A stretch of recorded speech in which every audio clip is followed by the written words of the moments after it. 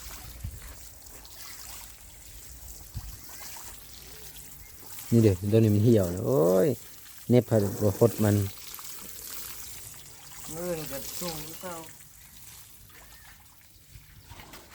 มันก็ติดได้นี่มันก็คือนองแล้วได้นี่ต้องเอาพูยมาหว่านใส่ซื้อพูยแค่ทงหนึ่งเสร็จก็พุ่นก็ได้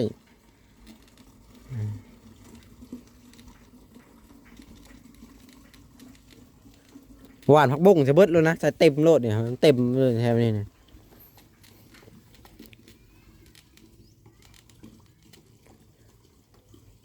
ลูกแข่ยังบริใหญ่บ่หลักปล่อยแข่ลงกันตัวหนึ่ง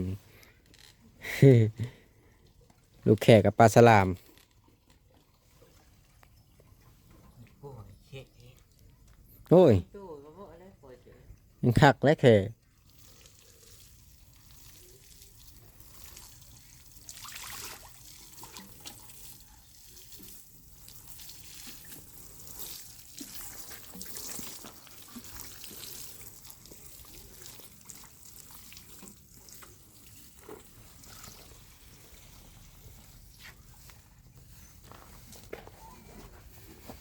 ถือว่าปูนน่ะเรือสอบหนึ่งเนาะเห็นบ่บ่อยเรือสอบหนึ่งนี่แหละเฮามียังเห็ดกันยามแรกมาก็เจ้าก็พากันเสียแทนนี่แหละเสียหญ้ามันเริ่มหกแล้วได้นี่ต้นกล้วยนี่เริ่มใหญ่ไว้อยู่นี่นี่แหละนี่มีหยังแถวนี่ก็พากันเก็บพากันไว้ให้มันสะอาดสะอ้านเด้ทุกอย่างของเสร็จแล้ว FC เพิ่นคอมเมนต์มาอยู่ให้เพิ่นเก็บให้เด้อว่ะทุกเสร็จแล้วนี่ให้มันสะอาดชมกับเพื่อนงามแน่เพิ่นว่านะเดี๋ยวแม่เพิ่นฝากเงินมาสิซื้อมักทุเรียนมาให้แม่เพิ่นว่าเอามักทุเรียนมาให้น้องแต่เด้อว่ะเอาแต่กาบมันให้แหละมาให้ว่ะเคลื่อนในมันให้บ่เอ็นกิโลว่ะนะ เจ้ากินในมันนวลมันให้เฮาซะ จะอมสิคายมาให้บ่ได้ยาก เจ้าน่ะกินในมันเฮาสิกินนวลมัน เอาประมาณนี้แหละเด้อพากันเก็บกวาดนี่แหละให้มันใสให้มันสะอาดจูดคือไปสิแล้วนี่จูดไปเบิดพี่ชายนี่ป้าโตนี่แหละอย่าให้น้องบอยกวาดไว้ได้เจ้าหน้าเพิ่นมาติดกิโลนี่บ่มีเงินช่างพี่ชายมาได้นี่ต้องกวาดต้อมขึ้นไว้มันสิไปเบิดได้มันถึกฝนนี่มื้อน่ะเอาดินชายตัวนี้บ่มื้อน่ะส่วนตัวนี้ต้อมไว้เพราะว่าให้ชื่อมาเป็นรถมันก็พอดีกระเทินน่ะนะต้องต้อมไว้เลยหัวขาวหัวไข่เนาะปลูกก็โอเคเพราะว่าเพิ่นมีหัวเมนตัวแก้วกับปัดแต่เฮือนเมนตัวแก้วแต่ปัดหลายเฮือนน่ะซีมันจะเพาะฮะปูนมันจะเพาะออกแล้วปัดหลายฮะ บ่ได้ใช่บ่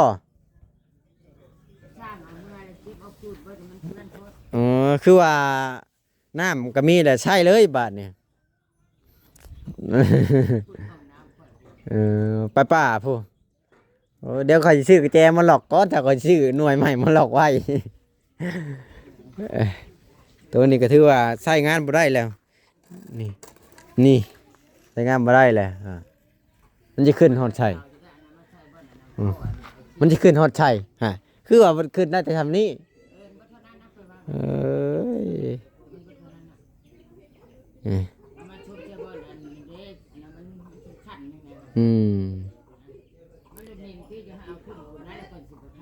นี่น้องบอยนี่เขามันใช้งานบ่ได้เขาก็ถอดเอาก็แล้วเนาะนี่ถอดเอาถอดนี่ใช้กันก็ได้โตลุ่มนี่ได้เขาเป็นตู้ปะนี่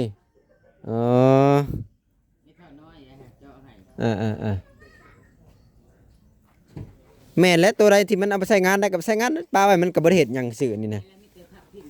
แม่นและ